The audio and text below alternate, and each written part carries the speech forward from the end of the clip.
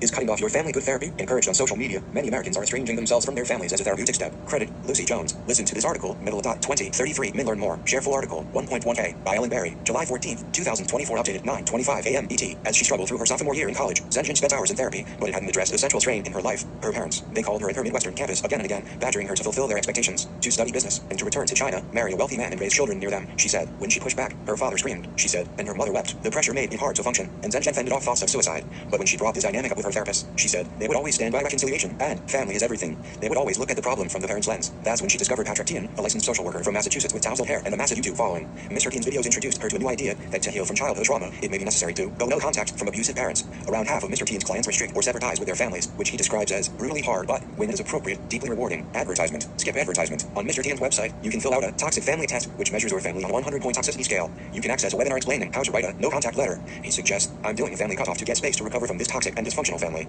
You can join his monthly healing community, where clients support each other in the lonely endeavor of disconnecting from family. Erin, who asked to be identified by her first name in order to speak about a family conflict, took action as soon as she graduated and began to earn a paycheck. The relief was almost immediate, she said. It was lonely at first, but not for long. Through Mr. Tian's site, she found others, her chosen family, she calls them, who supported her decision. I think he saved my life, in a way, she said. There is so little quantitative data about estrangement that it is difficult to say whether it is increasing. Carl Hilmer, a Cornell sociologist who conducted the first large-scale survey on the subject, found that 27% of respondents reported being estranged from a relative, which works out to around 67 million people nationally. Research suggests that it is relatively common for people in their 20s to estrange themselves from a parent, more often a father, and that usually the rift is not permanent. But promotion of estrangement as a therapeutic step is clearly on the rise, thanks mainly to social media. TikTok is coursing with first-person accounts from users who say cutoffs vastly improved their well-being. There is an expanding canon of self-help books on the subject, from A Christian's Guide to Going No Contact to Set Boundaries, Find Peace. Whether or not mental health clinicians should encourage this practice is hotly debated. There is no scientific evidence that separating from family is beneficial for the client. Critics say, on the contrary, estranged children are likely to lose access to financial and emotional resources, and such cutoffs can also harm family members left behind, like siblings, grandchildren, and aging parents. Advertisement. Skip advertisement. As they begin to organize online, some parents are scrutinizing those therapists who endorse cutoffs, arguing that they are violating foundational ethical principles.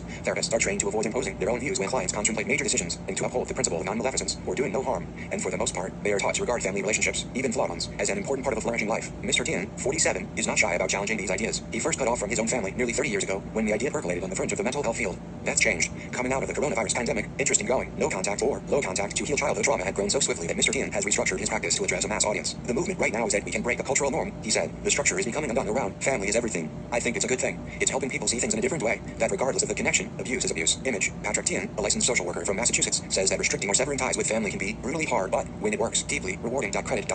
Hermes for the New York Times. Better to become an orphan. Mr. Tian was 19, working as a waiter in Cambridge, Mass, when he encountered the idea that it would change his life. A coworker spotted him on his break, smoking glumly, and passed on the name of the therapist. Advertisement. Skip advertisement. It was 1997, and Greater Boston was a hotbed of trauma theory. Judith Herman, a Harvard psychiatrist, had published Trauma and Recovery, which mapped the experiences of abused children beside those of combat veterans. Customers were lining up for workshops with John Bradshaw, who promised to help them connect with their wounded, vulnerable inner child. Mr. Tian's therapist, Amanda Curtin, used those concepts as a springboard for a 3.5-year program of group therapy. Often, she said, clients came to her convinced that they'd had a good childhood, but she saw right away that they had not. Many had absent or workaholic fathers.